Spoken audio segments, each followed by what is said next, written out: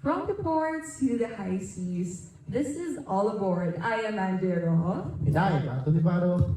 I am Santiago Hiroui. I'm Marian Escalilla. And I'm Karen Chito Maliwan. And today we are here to discuss a very interesting topic that I think you'll get a lot of information from. That's right, and for today's podcast, we will be discussing the BRP Sierra Madre. So the three of us are going to discuss the Philippines perspective. Two of us will be discussing the Chinese perspective. So guys, I feel that we're going to talk about a very interesting topic, including ship. That's alright, and for today's podcast, we will be discussing the BRP Sierra Madre, why it is located there, what is the behind it, what facts ba ang meron sa BRP Sierra Madre na yun. So, could you give us like a little insight or like an insider detail as to what is your Sierra Madre? The BRP Sierra Madre or the Barko ng Republika ng Pilipinas, Sierra Madre is a Philippine Navy ship intentionally grounded in the disputed Spratly Islands in the West Philippine Sea. Originally a U.S. landing ship from World War II, and it was grounded on Ayungin Shoal in 1999 to assert the Philippines' territorial claim. So it now serves as a makeshift military outpost supporting a small contingent of Philippine Marines. So this area is a part of the larger West Philippine Sea territorial dispute involving multiple countries in China. No?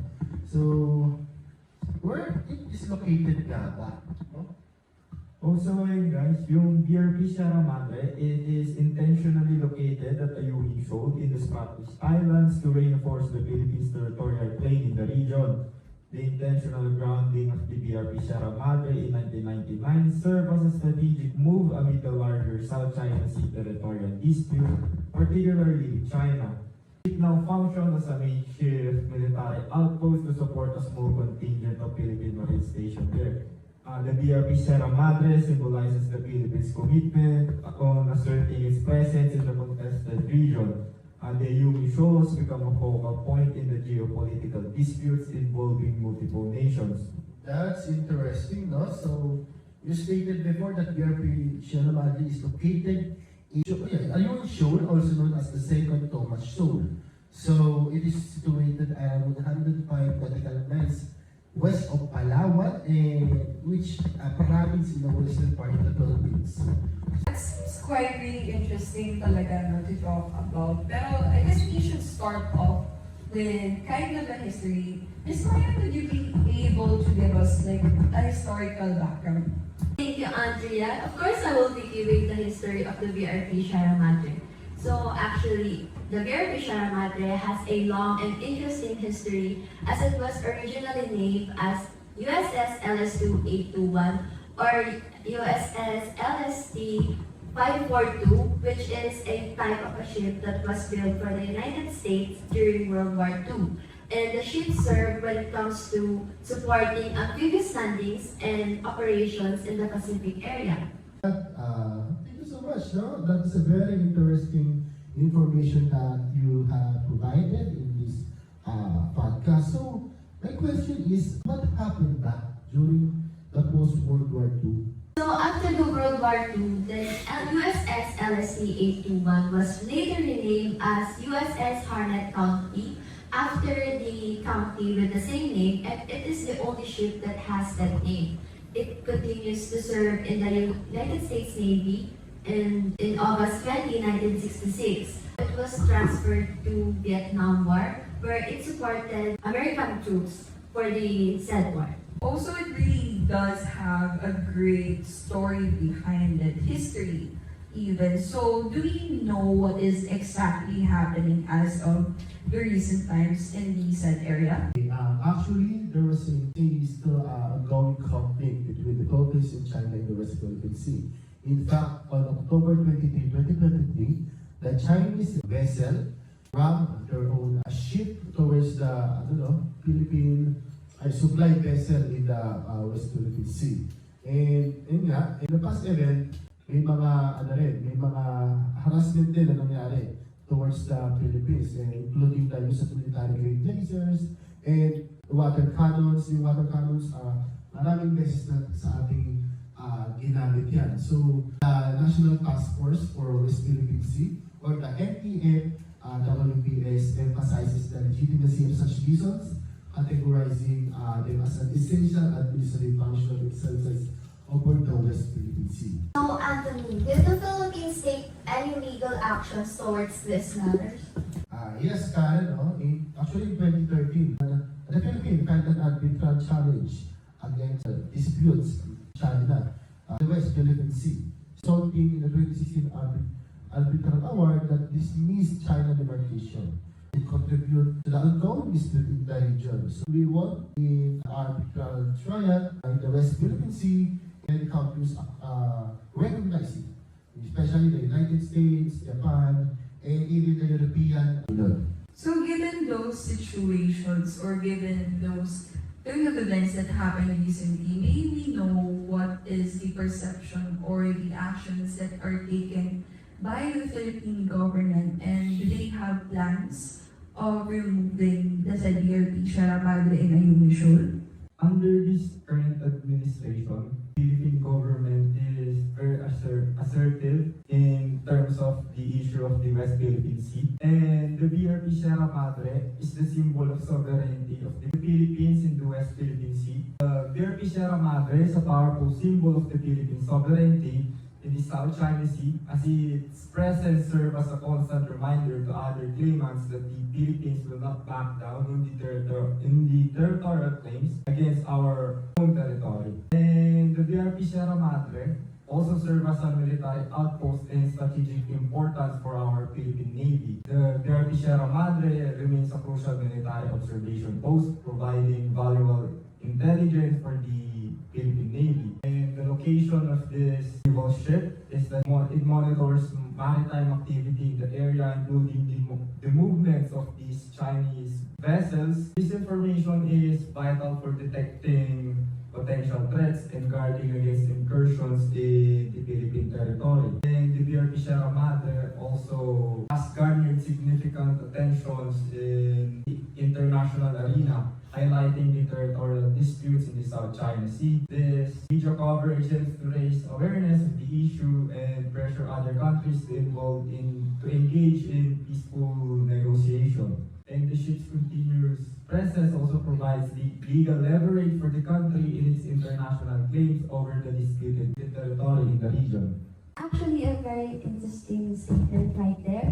So I've been meaning to ask, does China have a similar perspective as the Philippines regarding this topic?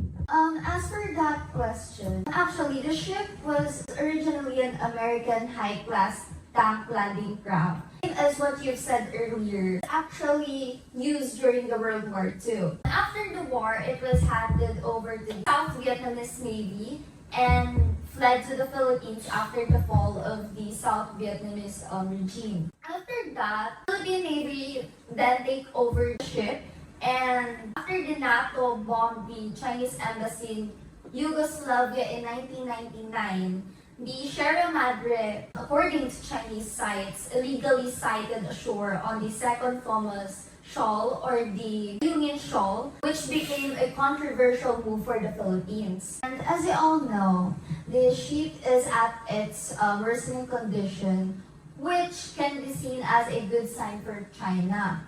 And this can give them a chance to heighten their efforts in the Ayungin Shoal. So what are the current expectations of China towards the condition of the BRP Sierra Madre?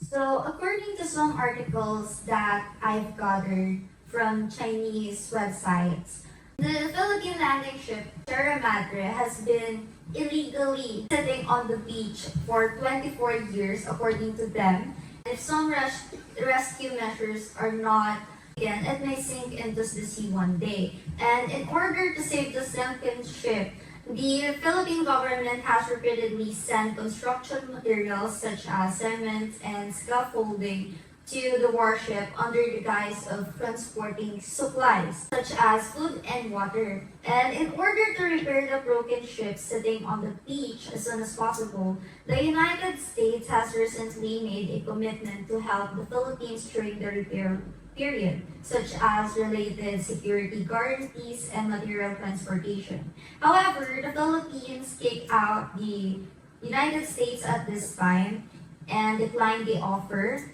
And it's actually a good action for them, as no one can help the Philippines anymore to help us restore the ship. And Andrea, from your researches and findings, what are the Chinese perspective about the removal of the ship in the Ayungin Shoal? Actually, we have quite similar findings regarding this matter that the Chinese are very optimistic with the conditions of the BRP Sierra Madre as it's continuously deteriorating at its age. So, of course, they just view this that in natural stages that it may decay much more due to the desalination of the surrounding waters in the Ayungin Shoal. So we all know that often, or the Philippine Navy, alongside Philippine Coast Guard, has their resupply operation or resupply mission now and then. And as we all know, this was deliberately grounded in 1999 by the Philippine government, and they call this the REN-I. So as of now, we all know that this is currently used as an outpost of the Philippine Marine Corps. The tensions between two countries are continuously rising every now and then.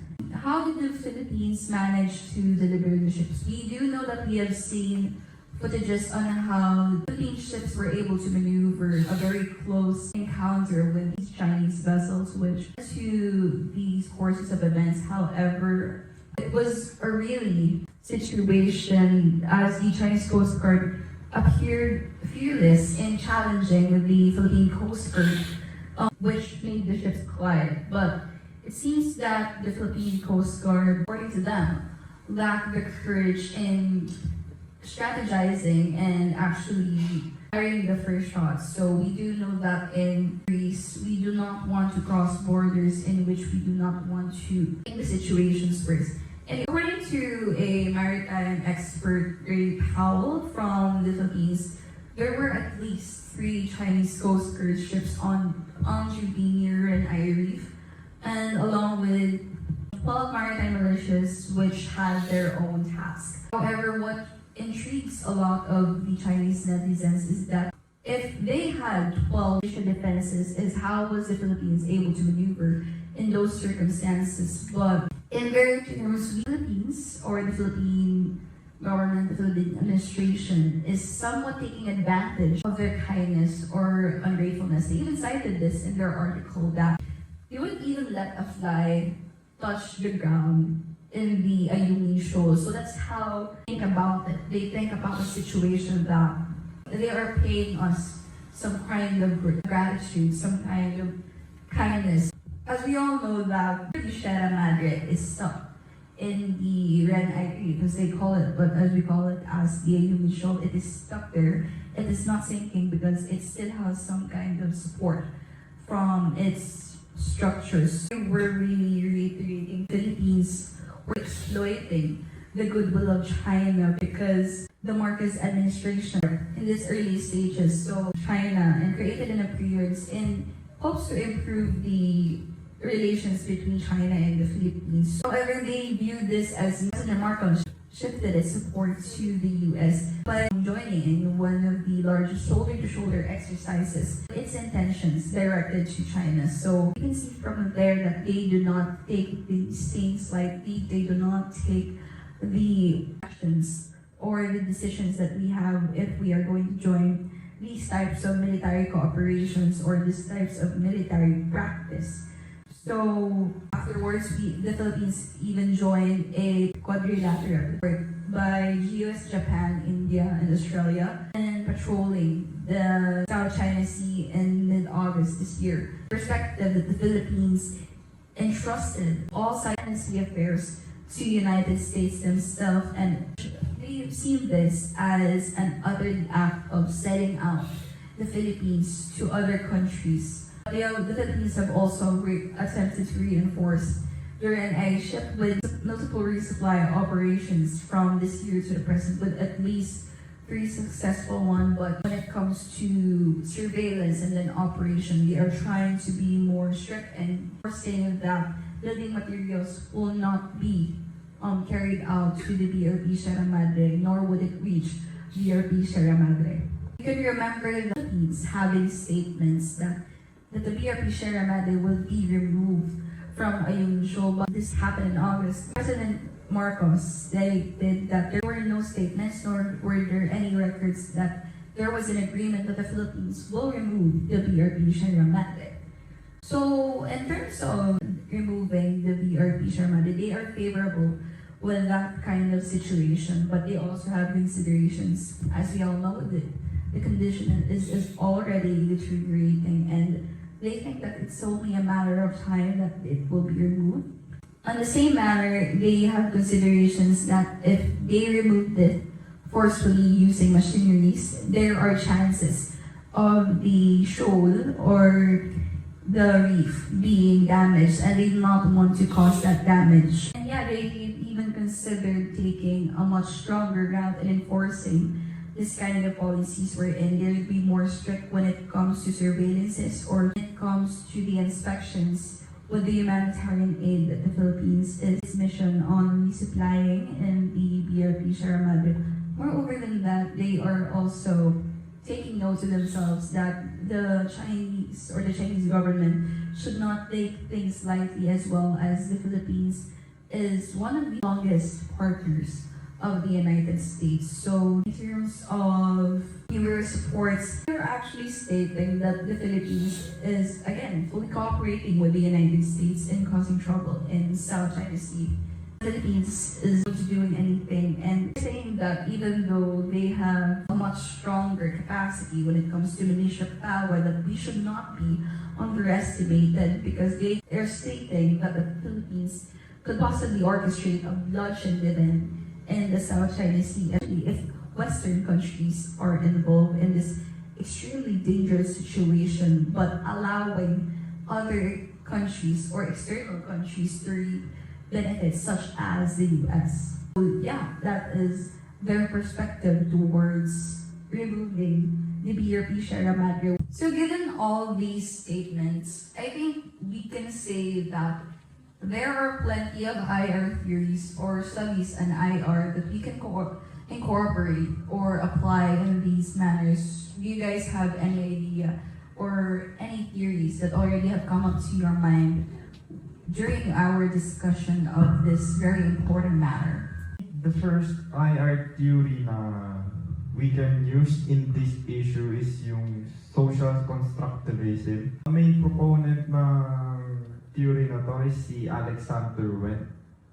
In this theory, it states that all states are the main actor in international relations, and it accepts the fact that international relation is anarchic in nature, and identity shapes how states think about their interests. And the identities is important as it gives the states their interests, and those interests affects the behavior of a state. This IR theory is applicable in this issue because the China perceived BRP Sierra Madre as a threat to their hegemony on the West Philippine Sea to exploit the natural resources of the Philippine Sea. And for the Philippines, they perceive the BRP Sierra Madre as a symbol of their sovereignty on the region of the Ayungin Shoal.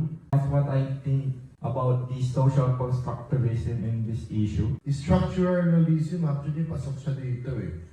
So, kasi sa structural realism is a perspective in the international relations theory that emphasizes the impact of the international system structure on state behavior. So, it contends that the distribution of power among states rather than the specific characteristics of individual state. So, it is the primary determinant of the action. Doon sa structural realism, naka-focus siya sa struggle for power and yung about sa competition siya sa international arena. Nagpo-protect siya ng, let's say, domination sa international arena. Actually, sa structural realism, ang measurement ng power dito is yung military capabilities and yung economic power and economic stability ng isang country. Pasok siya dito kasi whoever controls yung West Philippine Sea, the superior advantage because of the economic resources of the Ayungin Shoal has, because it contains many different kinds of fishing. It is a perfect ground for fishermen, and it also contains oil. So whoever controls the West Philippine Sea has the superior power. Since you've mentioned the control or having control over the sea, I guess we could correlate this to that one iron. So whoever controls the sea holds so much more power. So could you guys say that are really ascribed meanings, or are there symbolisms that are present with this current situation? Or BRP Sharamanda itself, can they be considered as some kind of symbolism? Yun nga, sa social constructivism, something has a significance because we ascribe meaning to it. So, in this case, there was a different meaning yung BRP Sierra Madre for both countries. For China, yung ascribed meaning given to it sa BRP Sierra Madre is that it is a threat for their hegemony to control the West Philippine Sea. And as for the Philippines, ang ascribed meaning is that it is the symbol of our sovereignty over our national territory. Ms. Marlon, do you have any thoughts regarding projection of power? I do think that the countries are showing a projection of power, and it can be seen in several ways. First, China as a much powerful country, they have this like 9-dash line where that strengthened their claims in South China Sea, and they also have the power to send military powers as well as build artificial islands in the disputed areas. While the Philippines, as less powerful and smaller country than China, they depend on arbitrary rulings and diplomatic protests. So how about you, Karen? Do you have anything else to add? For me, I also want to add that in this matter, we can apply the social constructivism theory, which focuses on how identities are constructed through social interactions.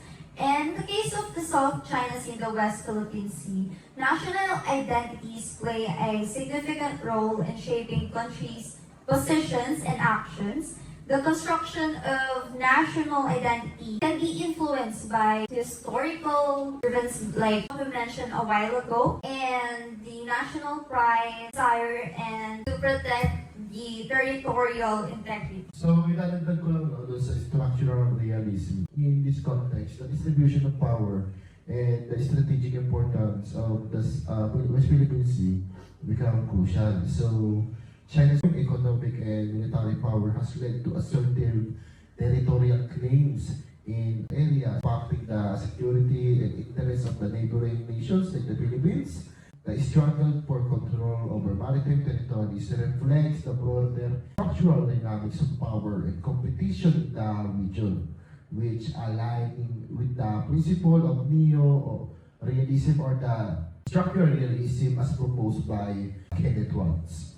I guess all in all, we could say that hindi natin may imagine yung from a different perspective, or like even from a normal perspective, how one thing or a small thing as a ship could hold different meanings and could hold so much significance. And not just even two countries, but a lot of countries. And I guess even if you do not have a simple decision or the simple conclusion to the situation, but can only hope for the betterment of the situation in which any country that is involved would benefit and would not resort to the option of war. And this has been All Aboard with Andy Rojo, Ato Di Baro, Tiago Kiruy, Marian Escamilla. Karen Gito Maliwan. and this is our talk about the BRP Sierra Madre, and we hope you have learned a lot.